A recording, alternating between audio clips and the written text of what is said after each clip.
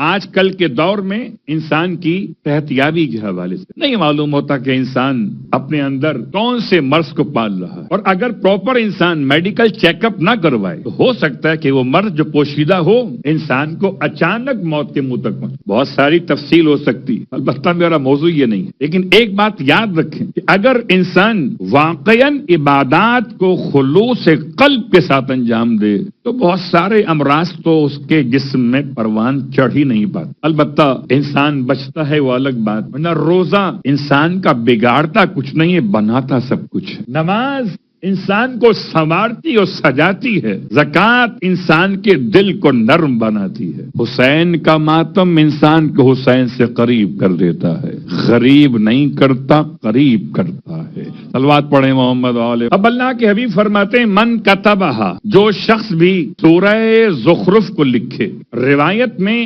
الفاظ نہیں موجود ہیں کہ کیسے لکھے، کہاں پر لکھے، لیکن جو بات سمجھ میں آ سکتی، چاہے تو انگشت شہادت سے لکھے اور چاہے تو آب فرات سے اپنی انگشت کو تر کر کے لکھے اور چاہے تو آب زمزم سے اپنی انگلی کو تر کر کے لکھے۔ نہ تو زعفران کا لفظ استعمال ہوا، نہ خاک کربلا خاک شفا کے الفاظ یہاں استعمال ہوئے۔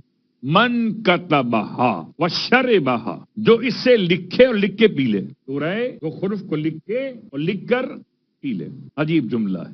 اللہ کے حبیب ارشاد فرماتے ہیں وہ کبھی کسی دوا کا محتاج نہیں ہوگا۔ جو شخص سورہ زخرف کو لکھے اور لکھ کے پی لے وہ کسی دوا کا محتاج نہیں ہوگا کسی ایسے مرض کے لیے جو اس پر غالب آ سکتا ہو۔